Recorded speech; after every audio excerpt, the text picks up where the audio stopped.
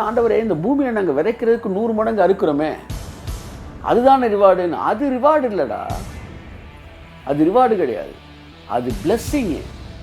Blessings வேற, reward வேற.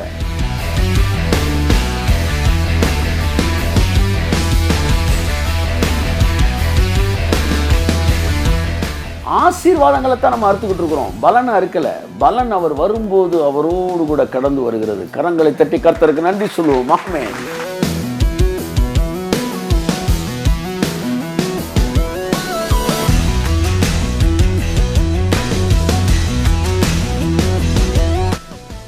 பணக்காராகிறது எல்லாருமே ஆயிடுறாங்க சார். பணக்காராகிறது எல்லாருமே ஆயிடுறாங்க.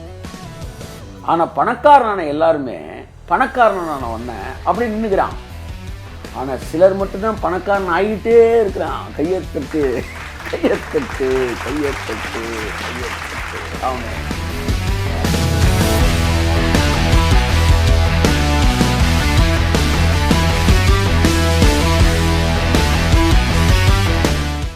பணத்தை விட உறவுகளே முக்கியம் என்று உண்மையாயிருக்கிறவர்கள், இவர்களை எல்லாம் பணக்காரர் ஆக்குவதற்கு தேவன் தயங்குவதே இல்லை.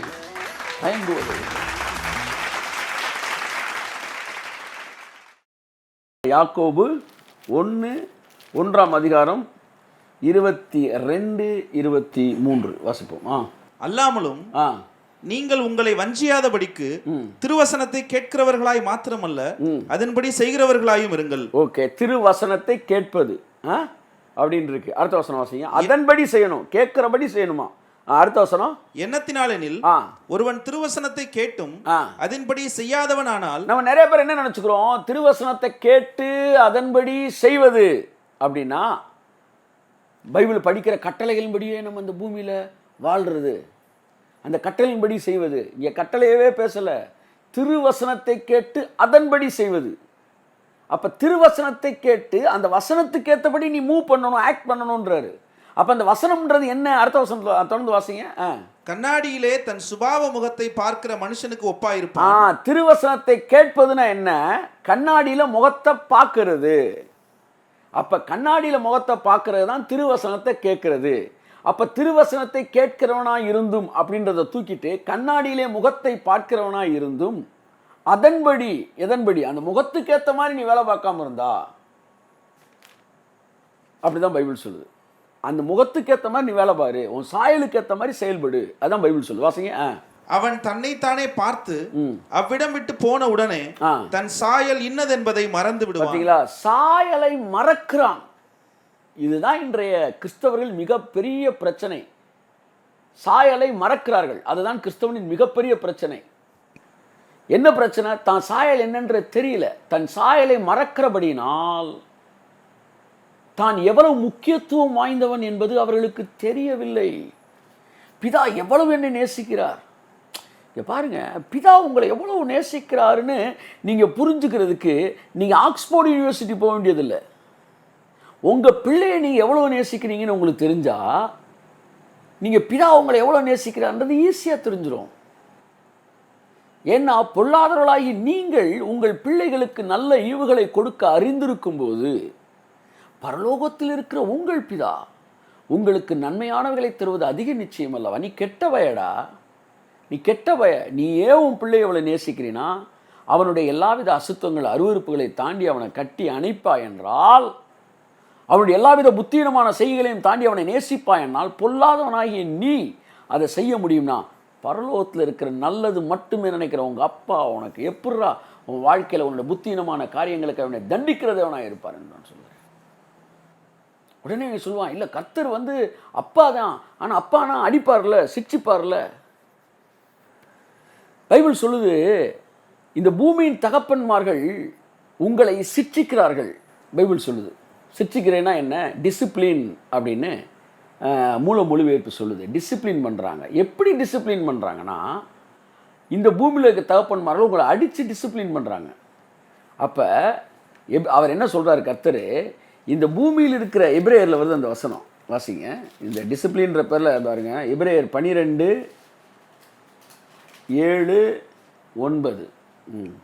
நீங்கள் சிட்சையை சகிக்கிறவர்களாக இருந்தால் தேவன் உங்களை புத்திரராக எண்ணி நடத்துகிறார்.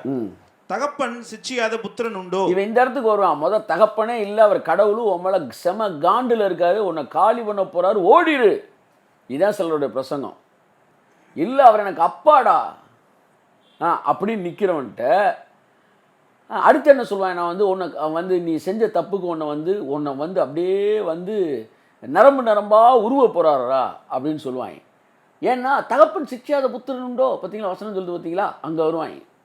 ஆனால் பைபிள் ரொம்ப தெளிவாக சொல்லுது, படிக்காத அரைகுறைகள் கூட சிறு குழந்தைகளோட புரிந்து கொள்கிற மாதிரி இந்த இடத்துல சொல்கிறாரு. என்ன சொல்கிறாரு? 9ஆம் வசனம், அன்றியும் நம்முடைய சரீரத்தின் தகப்பன்மார்கள் நம்மை சிட்சிக்கும் போது நாம் அவர்களுக்கு அஞ்சி நடந்திருக்க நாம் பிழைக்கத்தக்கதாக ஆவிகளின் பிதாவுக்கு வெகு அதிகமாக அடங்கி நடக்க வேண்டும் அல்லவா. 10ஆம் வசனம் ரொம்ப முக்கியமான வசனம். அவர்கள் தங்களுக்கு நலமென்று தோன்றினபடி கொஞ்ச காலம் உங்களை என்ன செய்தார்கள்? சிட்சித்தார்கள். இங்கே பாருங்களேன், இந்த பூமியில் இருக்கிறவங்க சிட்சிக்கிறத வச்சு பிதாவும் அந்த ஸ்டைலில் சிட்சிப்பார் நினைக்கக்கூடாது. இவர்கள் தங்களுக்கு நலமென்று தோன்றினபடி சிட்சித்தாங்க. இந்த ஸ்டைலில் நான் சிட்சிப்பேன் நினைக்காத, நான் எனக்கு எது நலம்னு தெரியுதோ அப்படி தான் சிட்சிப்பேன்றாரு. கையை தட்டு வருது. ஆமென் ஆமென். தண்டிக்கிற பிள்ளைகள் எல்லாருமே கூட ஒரே மாதிரி தண்டிப்பதில்லை. அவரவர்கள் தங்களுக்கு நலமென்று தோன்றுகிறபடி தண்டிக்கிறார்கள். அதுதான் பைபிள் சொல்லுது. இந்த பரலோகத்தில் இருக்கிற பிதா சொல்றாரு, உங்க தகப்பன்மார்கள் தங்களுக்கு நலமென்று தோன்றின ஒரு ஸ்டைலில் உங்களை சிட்சித்தாயடா.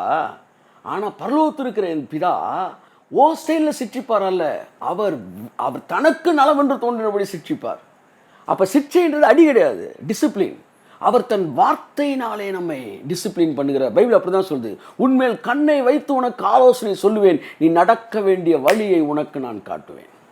பிரசன்னத்திலே நம்மை டிசிப்ளின் பண்ணுறாரு, வேர்டில் டிசிப்ளின் பண்ணுறாரு, லவ்வில் டிசிப்ளின் பண்ணுறாரு, ப்ராஃபட்டை வச்சு டிசிப்ளின் பண்ணுறாரு, டீச்சரை வச்சு டிசிப்ளின் பண்ணுறாரு, நண்பர்களை வச்சு டிசிப்ளின் பண்ணுறாரு, பிதாவை நம்மளுடைய தகப்பன்மார்களை வச்சு டிசிப்ளின், எல்லாவற்றின் மூலமாக அவர் அதை செய்கிறார். ஆகவே நண்புக்குரியல பிதாக்கு உங்களுக்கு இருக்கிற உறவை நீங்கள் புரிந்து கொள்ள வேண்டும். பிதா உங்கள் மேலே வைத்திருக்கிற உங்கள் சாயல் என்னன்று நீங்கள் நல்லா பார்க்கணும், உங்கள் சாயலை புரிஞ்சுக்கணும். அதுக்கப்புறம் தான் நீங்கள் உறவுக்கே வரணும். நீங்கள் ஒரு பிச்சைக்காரர் அல்ல. நீங்கள் 4 பேர் பிரசங்கம் பண்ணிட்டு இருக்கிறாங்க பாருங்க, உங்களை கொல்லாம விட மாட்டாரா, செம்ம காண்டில் இருக்கார் உங்கள் மேலே. அந்த சிம்பான்ற அந்த அந்த அந்த குட்டி சிங்கத்தை பார்த்து அங்கே சித்தப்பு சிங்கம் என்ன செய்யுது, ஓடிடு, உங்கள் அப்பனை இது பண்ணிட்டு உன்னை காப்பாற்றுற, உங்கள் அப்பா இறந்துட்டார், உங்கள் அப்பாவை சிலுவையில் கொன்னதே நீதான்ற மாதிரி அவர் உங்கள் அப்பாவை கொன்னதே நீ தான், நீ ஓடிடுன்னொன்னே அந்த சிங்கம் அப்படியே குற்ற உணர்வில் ஓடுது, தன் சாயலே மறந்துடுது. ஆனால் தேவனோ இரக்கத்தில் ஐஸ்வர்யம் உள்ளவராய் மறுபடியும் நம்ம என்ன செய்கிறார், தம்முடைய சாயை நமக்கு புரிய வைத்து இன்றைக்கு எளிமை நிற்பது. இப்படி தான் ஓடி வந்தோம், அவரை விட்டு ரொம்ப தூரமாக வந்துட்டோம். நல்லா கவனிங்க, ஒரு பக்கம் கழுதை புலிகள் என்கிற பிசாசுகள், அந்த படம் போய் பாருங்கள், பிசாசுகள் இருக்கும். இன்னொரு பக்கம் பார்த்தீங்கன்னா காட்டுப்பன்றின்ற என்டர்டெயின்மெண்ட்டு. இந்த பக்கம் இதுக்கெல்லாம் இந்த குட்டி சிங்கத்தை காலி பண்ணுறதுக்கு தான் வேறு வழியில் அப்படி கொண்டு போய் டைவெர்ட் பண்ணி கொண்டு போகுது. இவங்கெல்லாம் விட மோசமான என்னென்னா, சிங்க கூட்டத்துக்குள்ளே ஒன்று இருக்குது. அதுதான் தீர்க்கதரிசிகள், உபதேசிகள் இன்றைக்கி இருக்கிறாங்க பாருங்கள். எப்போ பார்த்தாலும் ஜனங்களுக்கு எச்சரிப்புன்ற பேரில் பிதாவோட அன்பை விட்டு பிரித்து கொண்டு வரான் பாருங்கள். இவங்க தான் சிங்க கூட்டத்துக்குள்ளே இருக்கிற சில கிழட்டு சிங்கங்கள்.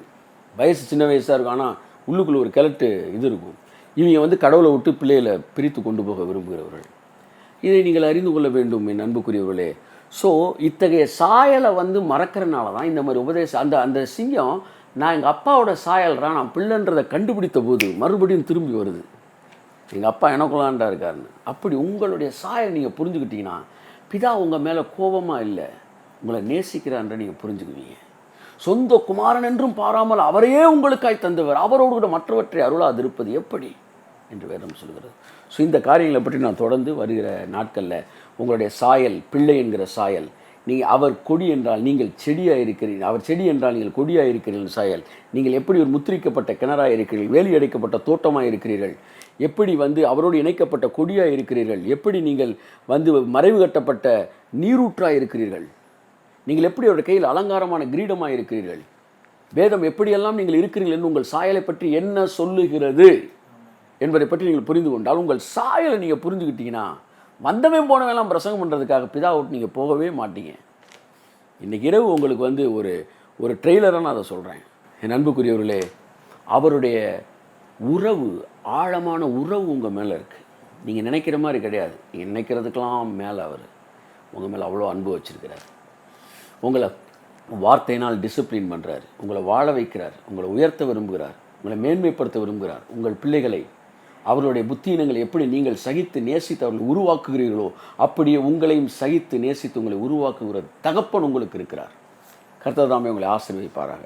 வருகிற வாரத்திலிருந்து தொடர்ந்து நாம் தேவ சாயல் என்கிற தலைப்பிலே நான் உங்கள் மத்தியிலே தேவனுடைய வார்த்தையை பேச விரும்புகிறேன். உங்கள் சாயலை நீங்கள் அறிய அறிய உங்களுடைய அதிகாரமும் அதற்கேற்றபடி கிரியை செய்கிற காரியங்களும் உங்களுக்குள் வர ஆரம்பிக்கும். என் அன்புக்குரியவர்களே, அது உங்கள் வாழ்க்கையில் பெரிய மாற்றத்தை ஏற்படுத்தும். கர்த்தர் தாமே உங்களை ஆசீர்வதிப்பார். இந்த விஷயத்தை பேசுவதற்கு முன்பாக ஒரு விஷயத்தை நான் உங்கள் மத்தியில் வாசிக்க விரும்பினேன். பிலிப்பியர் 4ஆம் அதிகாரம். பொருளாதாரத்திலே நான் ஒரு 20 மினிட்ஸ் இதை ரொம்ப நான் பேச விரும்பலை. பட் ஆவியானவர் என்கிட்ட இன்றைக்கி இந்த விஷயத்தை ஏவினார். எத்தனை பேர் உங்கள் பொருளாதாரத்தில் நல்ல செழிப்பாக, அதாவது நிரம்பி வழியக்கூடிய இடத்துல நீங்கள் இருக்கணும், அல்ல கடவுள் உங்களை கர்த்தர் உங்களை வைக்கணும், நீங்கள் எத்தனை பேர் விரும்புகிறீங்க? ஆமேன்னு சொல்லுங்கள். ஆமேன். நான் அதை விரும்புகிறேன். ஏன்னா பைபிள் சொல்லுது, தம்முடைய வல்லமையை விளங்க பண்ணும்படிக்கு பூமி எங்கும் அவருடைய கண்கள் ஒரு உண்மையுள்ள மனுஷனை என்ன செய்தான்? தேடுகிறது. பைபிள் சொல்லுது. கர்த்தர் என்ன செய்கிறாராம்? தன்னுடைய முழு வல்லமையையும் யார்கிட்டடா விளங்க பண்ணுவோம், யார்கிட்ட நம்ம ஐஸ்வர்யத்தை காட்டுவோம், யாராச்சும் ஒருத்தன் கிடைக்க மாட்டானா அப்படின்னு பூமியெல்லாம் தேடுறாராம். அந்த உத்தமமான ஒரு இருதயத்தை, அந்த விசுவாசிக்கக்கூடிய ஒரு இருதயத்தை, அல்லது தன்னை புரிந்து கொள்ளுகிற ஒரு இருதயத்தை, உண்மையான ஒரு மனுஷனை, அதான் தன்னை புரிந்து கொண்ட ஒருத்தனை தேடுறாராம். அந்த கண்கள் நம்மை தேடிக்கொண்டிருக்கிறபடினால் நாம் அந்த கண்களில் அகப்படுகிறவர்களாக இருக்கும்போது நம்முடைய வாழ்க்கையிலே அவருடைய வல்லமை நம் மூலமாய் வெளிப்படுகிறது. இன்றைக்கு ஆவியானவர் ஏன் இந்த வாரம் மட்டும், அடுத்த வாரத்துலேருந்து தொடர்ந்து நான் அந்த விஷயத்தை தொடர்ச்சியாக நான் கொடுக்க விரும்புகிறேன். இந்த வாரத்தில் இந்த ஒரு சின்ன ஒரு பேக்கேஜ் இதை பேச விரும்புகிறார். அதாவது ஃபினான்சியல் பிளஸ்ஸிங். இந்த ஃபினான்ஸ் ஏரியாவில் எது நீங்கள் ஆசீர்வதிக்கப்படுவதற்கு பல நேரங்களில் தடையாக மாறிடுது, நிரம்பி ஒழியக்கூடிய இடத்துக்கு போகாமல் ஒரு ஸ்டாக்னண்ட்டாக ஒரு தேக்க நிலைமைக்குள் எதற்காக மனிதர்கள் நின்று போகிறார்கள்? என்னுடைய பிஸ்னஸ்மேன் மீட்டில் சிலர் சொல்லுவாங்க, நான் வெறும் 1000 ரூபா சம்பளத்தில் தொடங்கினேன், இன்றைக்கி ஏறக்குறைய ஒரு 20 கோடி ரூபா சொத்துக்கு நான் அதிபதியாக இருக்கிறேன் அப்படின்னு சொல்லுவாங்க. எத்தனை வருஷம் கேப்பு அப்படின்னு சொல்லும்போது 25 வருஷத்துக்கு முன்னாடி, 25 வருஷத்துக்கு முன்னாடி நான் வெறும் 1000 ரூபா நான் வச்சுருந்தேன் அப்படின்னா, இந்த 20 இயர்ஸுக்குள்ளே இப்போ நான் ஒரு 10-20 கோடி ரூபா சொத்துக்கு அதிபதியாக இருக்கேன், வீடு வீடு எல்லாம் போக கையில் 20 கோடி ரூபா வச்சுருக்கேன் அப்படின்னு சொல்லும்போது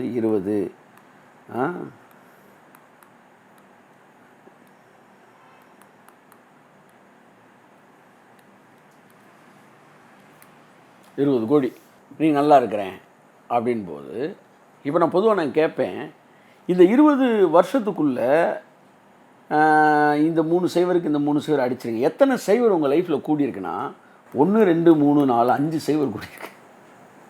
5 சைவர் என்ன செஞ்சுருக்கு? கூடியிருக்கு.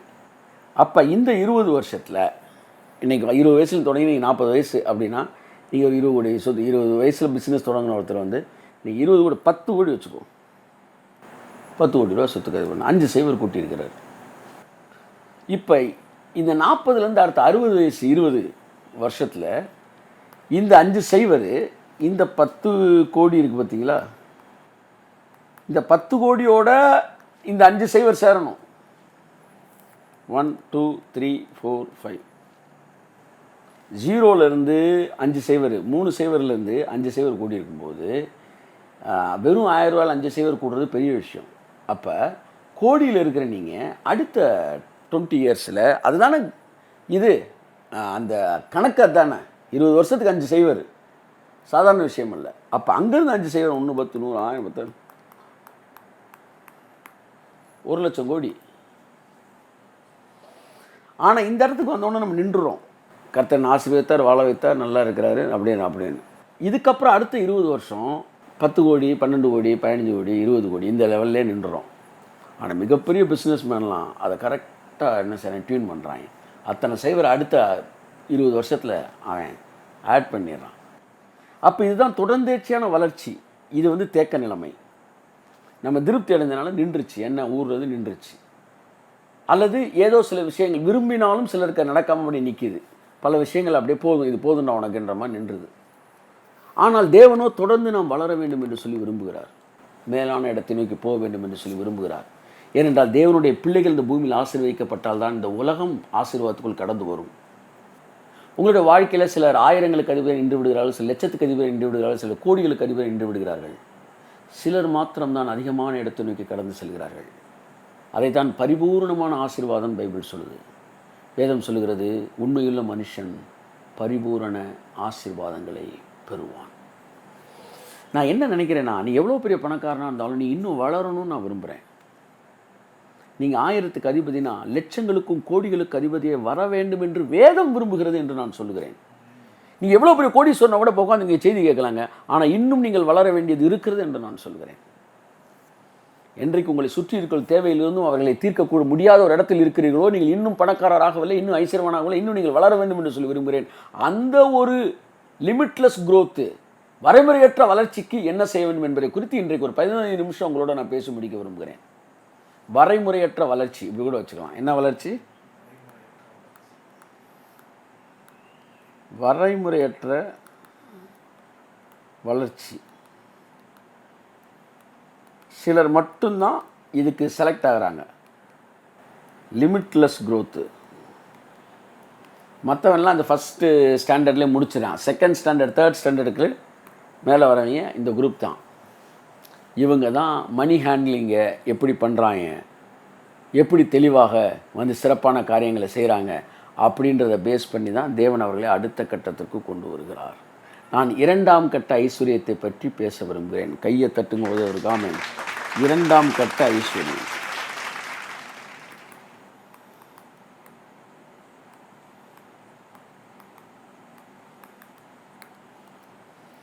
ஃபஸ்ட் லெவல் ப்ராஸ்பெரிட்டின்றது ஒரு லெவலில் போய் அப்படியே நிற்கிறது. சார் ஒரு இது பண்ணார் சார், ஒரு பள்ளிக்கூடம், ஒரு வந்து காலேஜ், ஒரு ஐடிஐ, ஒரு வந்து பாலிடெக்னிக் வச்சார் சார், அல்லது வந்து ஒரு பிஸ்னஸ் பண்ணார், அந்த லெவலில் நின்ட்டார். சிலரை மட்டும் செகண்ட் லெவலுக்கு கொண்டு வர விரும்புகிறார்.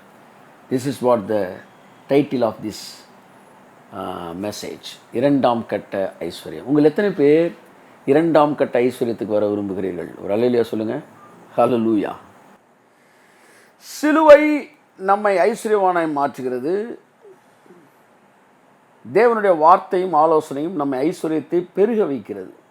பைபிளில் கூர்ந்து பார்த்தீங்கன்னா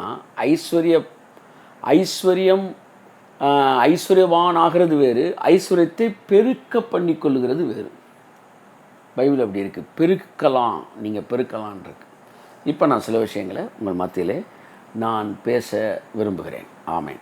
வாசிப்போம். பிலிப்பியர் 4ஆம் அதிகாரம் 15, 16, 17.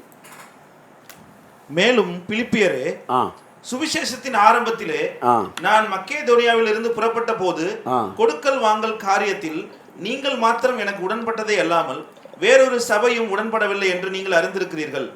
நான் தெசலோனிக்கேயில் இருந்த போதும் என் குறைச்சலை நீக்கும்படி 2 தரம் அனுப்பினீர்கள்.